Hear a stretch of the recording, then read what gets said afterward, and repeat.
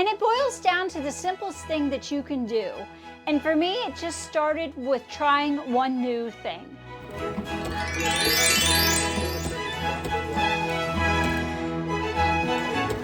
Hi, Quilty friends, welcome back.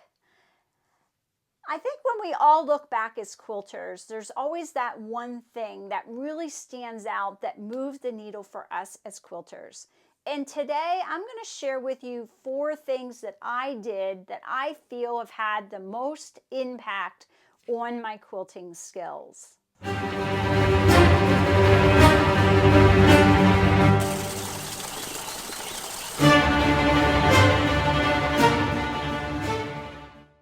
So the first season that I'm going to talk about in terms of change for me as a quilter is summer.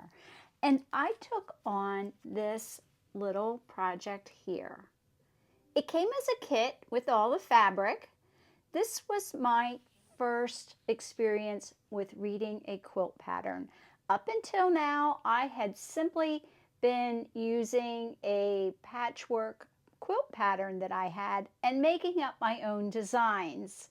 So this taught me to read a pattern and piecing and sewing those pieces together and ripping those pieces out and then sewing them back together and then ripping them out again a few times. It really took me a while to work through this project, but I really learned a lot with it.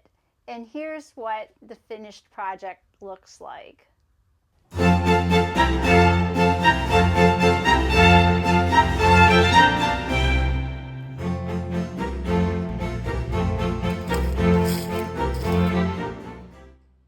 The other thing that I feel really has helped me as a quilter to grow very quickly is when I would go and take formal classes.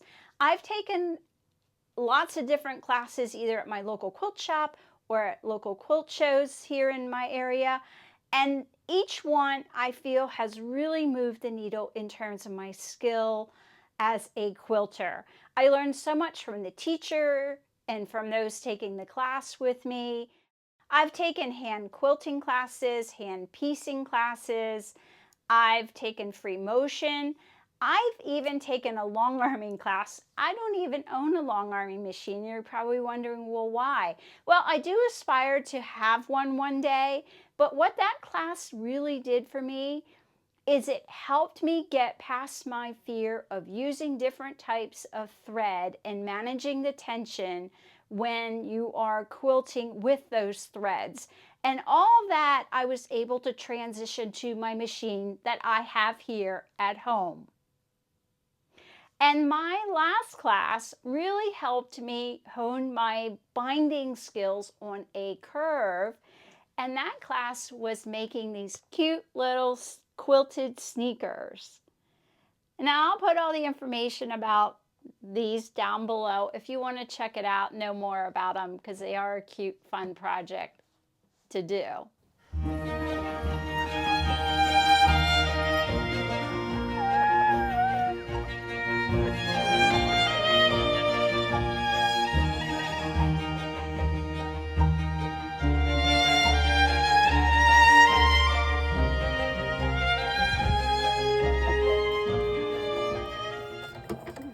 I really found that things moved the needle in terms of my quilting skills when I signed up for a block of the month. I was really excited about it and getting that first block, and when it showed up and making it, and then I messed up. What I learned is that you only get just the right amount of fabric, and I made a bad cut. And then I found that I actually had to go out and get a pack of pre-cut 10-inch squares in that fabric line to supplement the fabric that I was now short, so I could actually finish the block. So this is my block of the month quilt. It is a Edtya Star. It's her Winter Village pattern. And this is the first block up here, but I have since gone back and fixed it. It bugged me so much, even though I had just doctored it and I made it work with the extra fabric I had, I just decided I was going to go back and completely redo that block. And I was glad that I did that. But what was so great about taking on this block of the month quilt is that I could see my skill improving with each block through the quilt. And that's what I see when I look at this. I just recently finished it because it does have a lot of detailed applique work on it. So it did take a long time to make. But it's all ready now to get quilted and hopefully will be on my bed for this winter.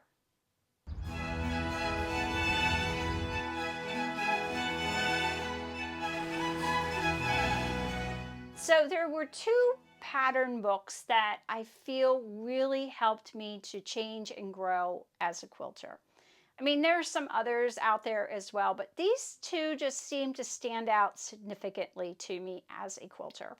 The first one was this one, Count on It by Nancy Halverson. These are just banners for each month that you make. But what was neat about these is it really helped me to hone my raw edge applique skills, which I had done some prior. But it also, I think the biggest thing that it helped me with was practicing my free motion quilting on a small scale. And these were a lot of fun. And I'm going to share with you the first one that I did. And I had done some raw edge applique work before, and I'm not sure what happened when I was stitching the pieces down, but I obviously had an off day, but I just kept going and making them. So here's what it looks like. You can see my R. Something happened with it that day, but I left it, and eventually I then went back and I remade it recently. So here's what it looks like. So here are what the other blocks look like. And I could see my growth again in my creativity in each one of these blocks. And I think that's what I think is great about that book, is that you don't have to match the fabrics exactly. You can be creative and have some fun on a very small scale. And it really can help you with matching fabrics and picking fabrics out for projects, because it's just a small project. And so if you kind of struggle with that, doing little small projects like this are a great way to help hone those skills and get you more comfortable in picking out fabrics for your projects. The other book that I got, I think really helped change my quilting skills and make it for the better, is Lori Holt's Farm Girl Vintage 2 book. And the reason I say this is that she taught me organization, because when she lays out the pieces in her quilt pattern, she puts the alphabet letters in front of those pieces. And that just changed everything for me as a quilter.